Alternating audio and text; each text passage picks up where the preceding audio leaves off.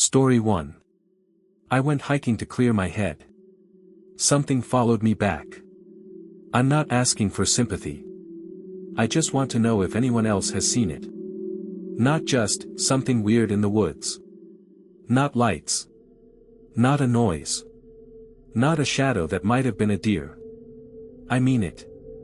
And I need to know if I'm not the only one. It started because I needed to clear my head. I'd been spiraling, work stress, relationship tension, sleepless nights. I thought some time alone in the woods might help. Nothing extreme. Just a short solo hike, 2 days, 1 night. There's a loop trail about 4 hours from where I live, long enough to feel remote, short enough that I could make it back to my car before dark if anything went wrong. The trail isn't popular. No designated campsites. No ranger stations. Just a weathered wooden sign that reads Oak Bend Loop in peeling white letters. The trail map nailed beside it was water-stained and bleached by the sun. Most of the landmarks had faded out. But I wasn't concerned. I'd hiked tougher terrain. I packed light. 1-person tent. Water filter. Pocket knife. Headlamp. Notebook. And a camera. Because lately, I've felt like I'm supposed to document things. Like something, or someone, is keeping track. The first few hours were peaceful. The air was clean, heavy with early spring decay. Trees were still bare but starting to bud. The wind whispering through the branches overhead felt calming. For a while, I really did feel better. That changed when I came across a rotting tree that had split clean down the middle, like it had been struck by lightning, only there was no charring. No burn marks. Just raw splinters and peeled bark, as if something had forced its way out from within. That's when I heard the first sound.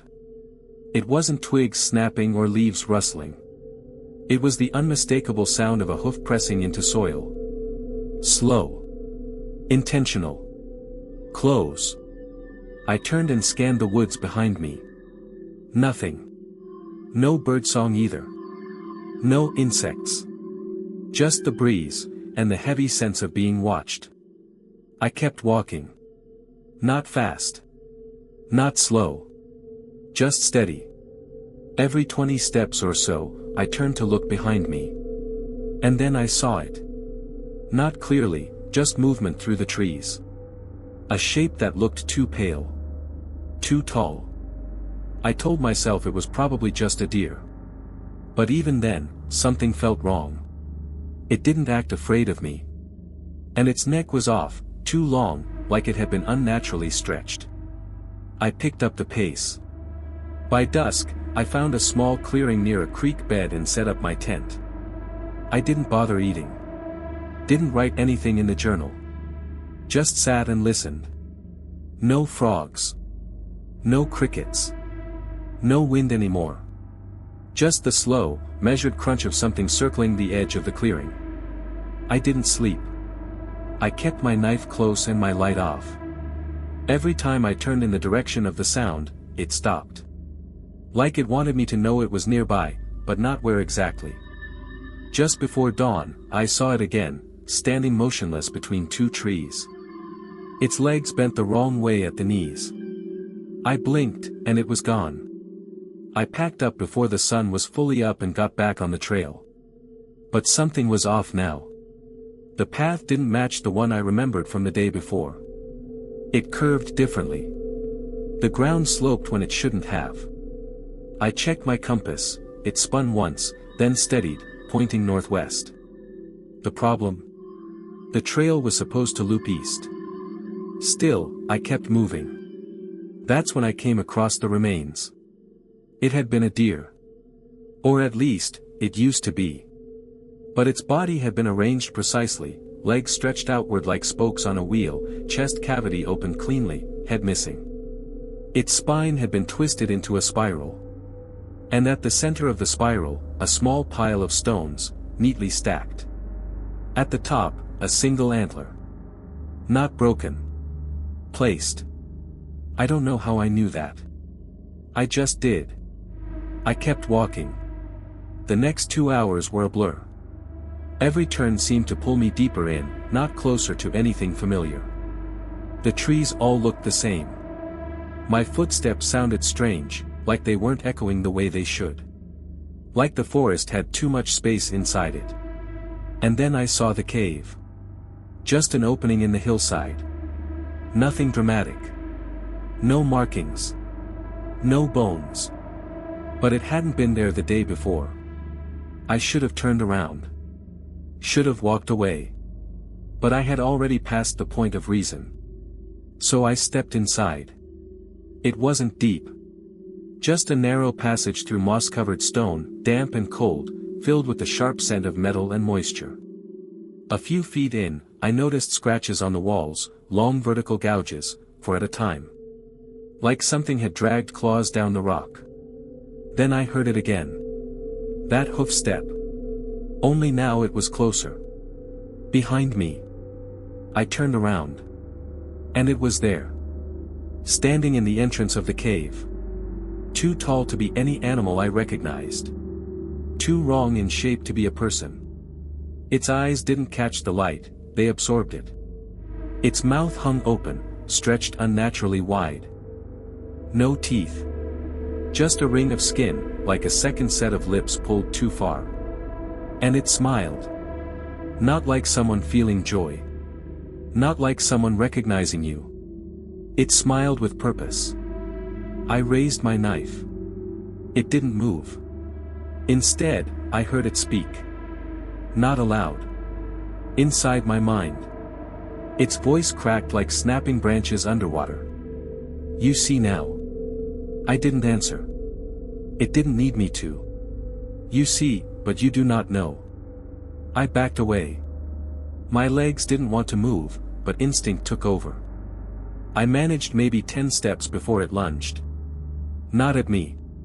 Around me. It passed through the cave like smoke, like light curling around a void. When I stumbled back into the woods, it was already gone.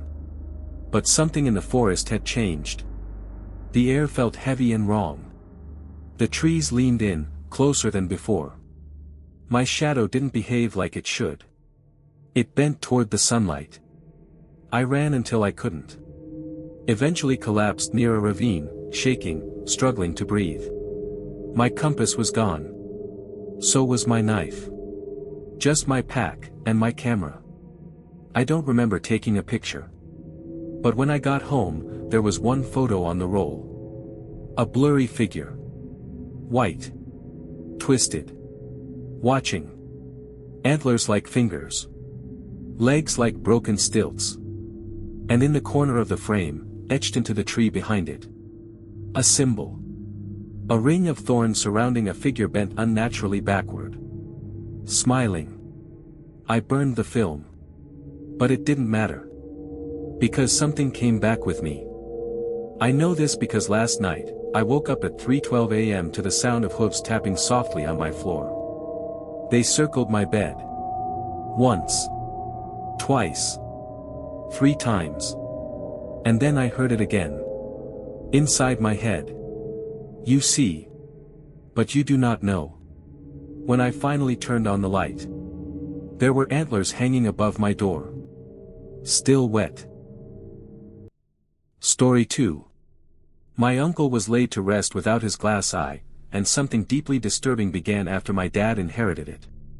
In his will, Uncle Kenneth insisted his artificial eye be removed before burial, so my father could keep it on the mantelpiece above the fireplace. I was unsettled by that man's eye. It's not an eye, I told myself again and again. It's a prosthetic. A carefully crafted piece of glass. But that didn't make it feel any less real. Any less unnerving.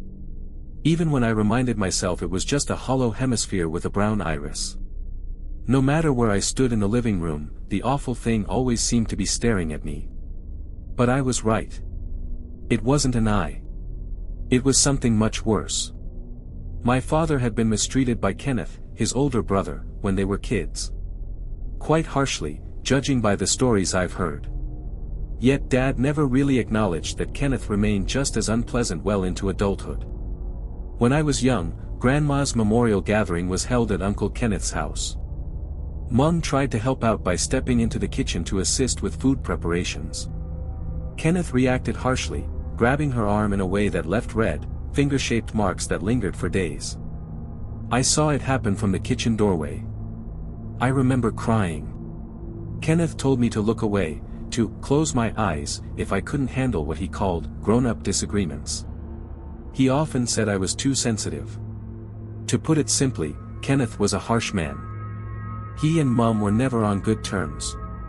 Only Dad put up with him, and I suppose that was tied to whatever happened in their childhood. Soon after the October funeral, while we were sorting through Kenneth's belongings, Mom quietly confided something to me. She believed Kenneth had found a way to keep bothering us, even after he was gone. She said, "There's no better way to haunt someone than leaving behind a false eye to keep watching from the other side." And she didn't say it as a joke. My fear crept in slowly. That kind of fear that simmers just under the surface. The kind that feels like your mind is playing tricks on you. You know the kind. The faint creak upstairs you right off as the house settling.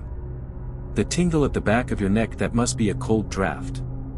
The quick heartbeat at night when you think the pile of clothes on your chair might actually be a person. The icy chill down your spine when the glass eye on the mantel seems to turn, just slightly. Seems to track you. One evening, maybe 3 or 4 months after Kenneth's passing, I'd had enough. The three of us were watching TV together in the living room, and I finally spoke up. "Dad," I hesitated, then went on. "What would you think about moving Uncle Kenneth's eye to a different room?" He sighed. "Cam, please. Your mother's brought this up already. My brother made one small request. I think the least we can do is respect it." It was a twisted request, Mom finally said, after weeks of holding back. Why would Kenneth want that thing staring down at us from the mantel? What kind of person thinks that's a meaningful gesture? I'm not asking to throw it away. I just think it belongs up in the attic with all his strange old books and... That's enough, both of you. Dad cut in sharply. His voice was rough. I just want the three of us to sit here, relax, and enjoy the movie. I would have enjoyed it more if I didn't feel like something was watching us the whole time, from above the fireplace. Of course, I didn't say that out loud. I didn't want to stir things up. Grief can twist emotions in strange ways. Dad was fragile, and I didn't want to push him too far. I didn't know whether he'd break down or lash out if Mom and I kept pressing the subject, and either way, it would have ruined the evening. Still, something felt off at the time. Something I noticed, but only truly understood later. There was a strange tension in the way Dad carried himself. He seemed distant whenever the subject of the glass eye came up. Like he didn't want to look at it. Like it made him uneasy. Looking back on those early months after Uncle Kenneth passed, I now realize Dad spent every evening staring straight at the TV, never glancing toward the mantel. He sat there stiffly, barely blinking. He was scared of it too. Scared of that glass eye. But I didn't truly understand what was happening until something occurred in March. It was close to midnight. I woke up to the sound of floorboards creaking just outside my bedroom. Our house is old, and the wood floors always groan under pressure, but this wasn't the casual shift of settling beams. These were footsteps. I turned my head toward the narrow strip of light beneath my door. The hallway light was on. And there, just beyond the gap, were two faint shadows. Feet. Shuffling side to side. Like someone was quietly bouncing back and forth. "Hello." I called out, still half asleep. The shadows disappeared immediately. The steps faded into silence. I stayed frozen under my blanket. My chest was tight, my mind racing. Something didn't feel right. But I was tired, and I tried to tell myself I was just imagining things. Eventually, my heartbeat slowed, and I drifted back to sleep. That's when I heard it. "Keep those eyes closed, Cam." Whispered words. A voice I recognized. My mother's. My eyes opened wide in shock. The door to my room was now standing open. The hallway beyond was dim. And right there, just beyond the doorway, stood my mother. Or, someone wearing her face. She didn't move. Just stood in the shadows, her figure barely visible in the low light. But something caught the moonlight, a glimmer near her face. The floor creaked beneath her, and then she said it again, lower this time. I told you to keep them closed, Camille. My whole body tensed. This wasn't a dream. It didn't feel like a trick of the mind. It felt solid. Real. Mom never calls me Camille, I thought. Only Cam. Trying to make sense of it, I slowly pushed myself up. Why are you? I didn't finish my question. I reached for the lamp, but before I could switch it on, she quickly shook her head, once, twice. Don't do it, she warned. Then she stepped forward. And in that moment, I could see more than just her outline. Her hands. They were red. As if she'd been hurt, or had hurt someone else. My chest tightened as I forgot to breathe. Mom. I whispered, barely getting the word out. She smiled. No. Where's Dad? I asked, voice shaking. My mother lifted her stained hands into the faint moonlight. The red shimmered on her skin, glinting like something wet and fresh. Papa carried guilt with him, Camille, she said softly, stepping closer. I clutched the edge of my blanket like it might protect me. He felt guilty for leaving his brother behind. He never visited. Never even called. Kenneth was alone in that house. Alone when he needed help. Do you know what that does to a person? He lay there for days, unable to move, calling out, hoping someone would come. But no one did. I swallowed hard. Mom. I don't understand. Why are your hands? I resented your father for years, she whispered. He ruined everything. Broke everything strong and whole. He never deserved a family. Then she stepped forward, and the light revealed more of her face. I screamed. The right side of her face was badly injured, bruised, scraped, streaked with something dark and glistening. And the source of the eerie glint I'd seen earlier became horrifyingly clear. Her right eye wasn't hers. It was Kenneth's glass eye. This won't take long, she whispered, creeping closer to my bed. That's when I understood, it wasn't my mother anymore. I shut my eyes tight, remembering what Kenneth always said, close them. I lay there, frozen, trembling under the covers as the footsteps approached. Then they stopped. The air was still. And in that silence, I heard something distant. A siren.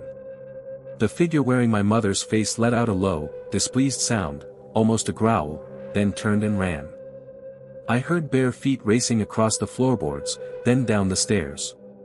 And finally, the back door slammed. Apparently, one of our neighbors had heard strange noises and called for help. The more I think about it, the more I remember, loud thuds, something moving, strange sounds in my dream. Maybe I wasn't fully asleep. Maybe I was trapped between dreaming and waking. But one thing brought me out of it. Keep those eyes closed, Cam. When the officers arrived, I could barely speak. I want to see my dad, I whispered. One of them looked at his partner. They exchanged a glance. You're in shock, the first officer said quietly.